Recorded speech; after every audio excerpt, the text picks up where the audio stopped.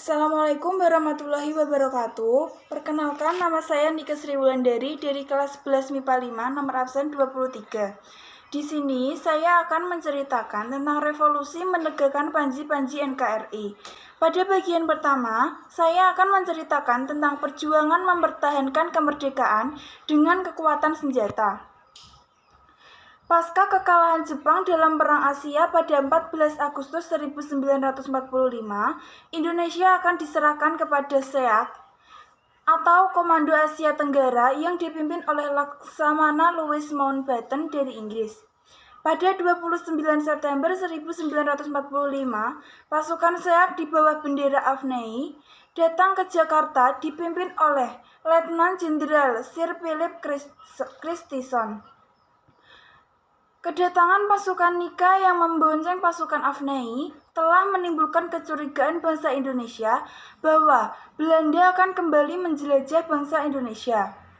Pertempuran di Medan Area. Pertempuran Medan Area dilatar belakangi oleh pasukan Sekutu dan Nica mempersenjatai para tawanan perang yang sudah dibebaskan dan membentuk batalion KNIL Medan. Gubernur Sumatera Utara Teuku Muhammad Hasan, TKR, dan Barisan Pemuda Indonesia yang dipimpin oleh Ahmad Tahrir, seorang penghuni hotel di Jalan Bali, Medan, menginjak-injak lencana merah putih milik pemuda Indonesia.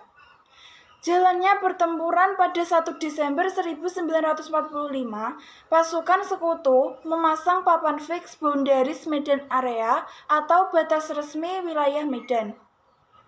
Pada 10 Desember 1945, pasukan Inggris dan Nica menyerang kota Medan.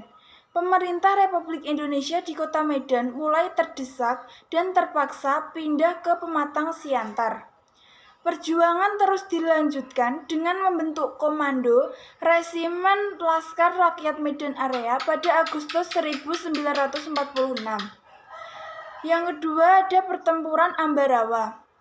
Pertempuran Ambarawa dilatar belakangi oleh pada 20 Oktober 1945, pasukan Sekutu dipimpin oleh Brigadir Jenderal Battelle tiba di Semarang untuk mengurus tawanan perang Jepang. Pasukan Nica yang membonceng pasukan Sekutu mempersenjatai para tawanan perang Jepang. Jalannya pertempuran pada 26 Oktober 1945, pertempuran terjadi antara pasukan Sekutu dengan Tentara Keamanan Rakyat. Pada 2 November 1945, Presiden Soekarno tiba di Magelang dan segera melakukan perundingan dengan Brigadir Jenderal Battelle untuk menghentikan pertempuran. Terjadi kesepakatan antara Presiden Soekarno dengan Brigadir Jenderal Battelle. Pada 20 November 1945, terjadi kembali pertempuran antara Sekutu dengan TKR akibat pelanggaran kesepakatan oleh Sekutu yang menambah jumlah pasukan di Magelang. Letkol Isdiman gugur dalam pertempuran tersebut dan digantikan Kolonel Sudirman. TKR berhasil mendesak pasukan Sekutu. Puncaknya, pada 15 Desember 1945, TKR berhasil merebut kembali Ambarawa serta mengusir pasukan Sekutu dari Ambarawa ke Semarang. Yang ketiga ada Pertempuran Surabaya. Pertempuran Surabaya dilatar belakangi oleh pada 25 Oktober 1945, pasukan Sekutu mendarat di Surabaya di bawah pimpinan Brigadir Jenderal AWS Malabi dengan tugas utama melepaskan para tawanan perang Jepang. Pasukan Sekutu menyebarkan pamflet yang meminta agar rakyat Surabaya menyerahkan senjata yang telah dirampas oleh pasukan Jepang.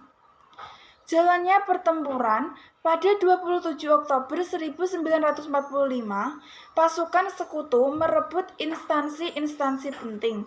Pada 28 Oktober 1945, para pemuda melakukan serangan balik dan berhasil merebut instansi-instansi penting tersebut. Pada 30 Oktober 1945, Brigjen AWS Malabi yang sedang berpatroli menggunakan mobil Buick tertembak hingga tewas. Jalannya pertempuran, Sekutu mengeluarkan ultimatum agar rakyat Surabaya menyerah tanpa syarat. Bung Tomo berpidato dengan semangat berapi-api. Jalannya pertempuran, Sekutu mengeluarkan ultimatum agar rakyat Surabaya menyerah tanpa syarat. Bung Tomo berpidato dengan semangat berapi-api membakar semangat juang TKR dan rakyat Indonesia. Pertempuran berlangsung selama 3 minggu. Meskipun banyak korban jiwa, tetapi kota Surabaya berhasil dipertahankan. Yang keempat, ada peristiwa Merah Putih di Manado. Dilatar belakangi oleh pasukan Sekutu, Denija mengumumkan larangan mengibarkan bendera merah putih di wilayah Minahasa. Jalannya pertempuran. Gubernur Sulawesi Selatan memerintahkan dibentuk Perjuangan Pusat Keselamatan Rakyat atau PPKR. Ia juga memprakarsai penyampaian petisi yang sudah ditandatangani 50 orang berisi pernyataan dukungan rakyat Sulawesi terhadap kemerdekaan Indonesia. Yang kelima, ada pertempuran di Bandung. Pertempuran di Bandung dilatar belakangi oleh pada 12 Oktober 1945, pasukan Sekutu yang diboncengi Nica tiba di Bandung, kemudian menuntut semua senjata yang telah dilucuti itu diserahkan kepada Sekutu. Jalannya pertempuran. Pada 21 November 1945, TKR dan para laskar perjuangan melakukan serangan di Hotel Homan dan Hotel Preanger. Sekutu mengultimatum agar Bandung Utara segera dikosongkan dari penduduk Indonesia, termasuk TKR. Pada 23 Maret 1946, Sekutu kembali mengeluarkan ultimatum. TRI mengeluarkan strategi bumi hangus. Bandung Selatan akhirnya berhasil dikosongkan dari penduduk dan TRI. Sementara kota Bandung masih menjadi lautan api. Yang keenam, ada pertempuran Margarana. Kekecewaan penduduk Bali terhadap hasil perundingan Linggajati. Pada 2 dan 3 Maret 1949, Belanda mendatangkan pasukannya lebih dari 2.000 orang. Belanda berniat menggabungkan Pulau Bali ke dalam wilayah negara Indonesia Timur.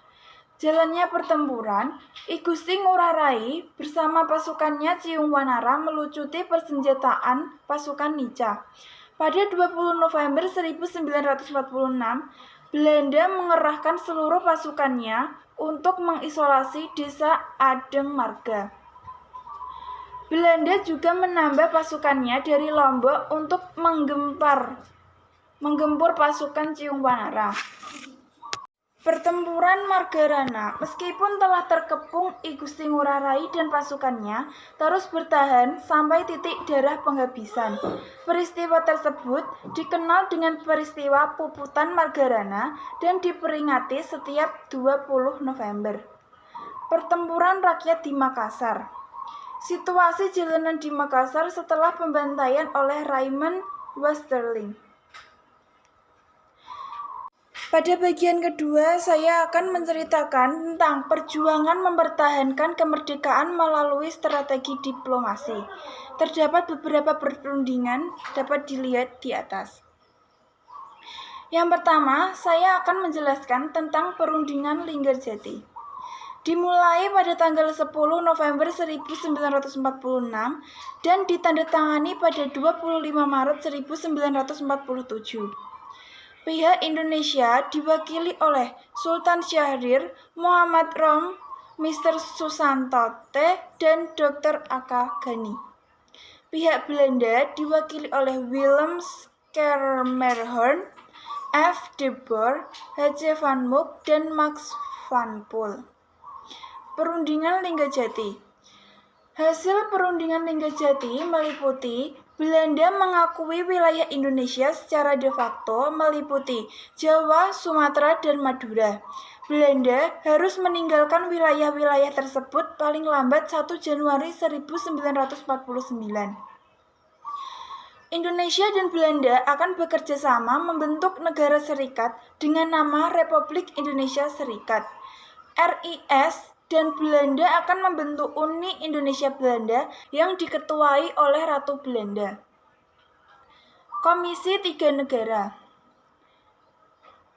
Pada 25 Agustus 1947, Dewan Keamanan PBB membentuk Committee of Good Office for Indonesia atau Komite Jasa Baik untuk Indonesia, yang kemudian lebih dikenal sebagai Komisi Tiga Negara atau KTN.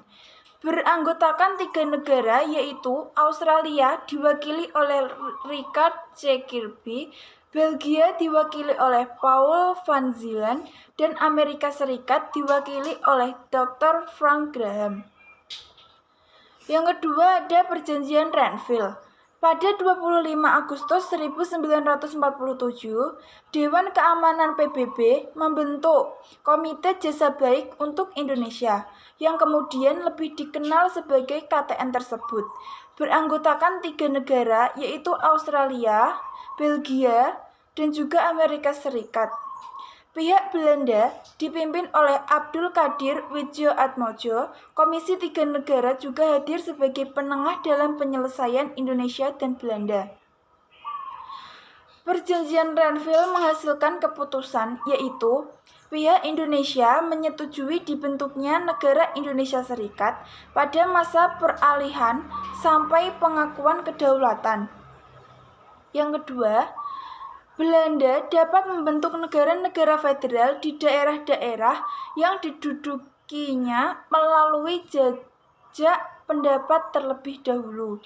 Yang ketiga, pemerintah Indonesia menarik pasukannya serta mengosongkan daerah-daerah di belakang garis Van Mook dan selanjutnya masuk ke wilayah Indonesia. Ini adalah monumen serangan umum 1 Maret 1949 di Yogyakarta, simbol perjuangan mempertahankan kedaulatan Republik Indonesia. Gambar ini merupakan konferensi inter-Indonesia di Yogyakarta tahun 1948. Gambar tersebut menceritakan Muhammad Hatta berbincang-bincang dengan Sultan Hamid II dari Pontianak mewakili BFO.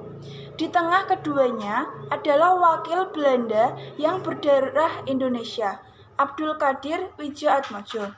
Sedangkan gambar ini adalah anggota delegasi Indonesia Sultan Hamengkubuwono IX berbincang-bincang dengan anggota delegasi lainnya di sela-sela konferensi.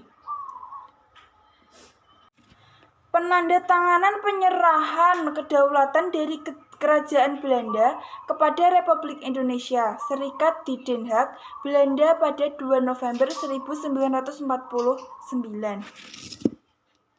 Sekian cerita dari Revolusi Menegakkan Panji-Panji NKRI yang bisa saya sampaikan. Apabila ada kata-kata yang kurang berkenan, mohon dimaafkan. Terima kasih. Wassalamualaikum warahmatullahi wabarakatuh. Salam sejahtera.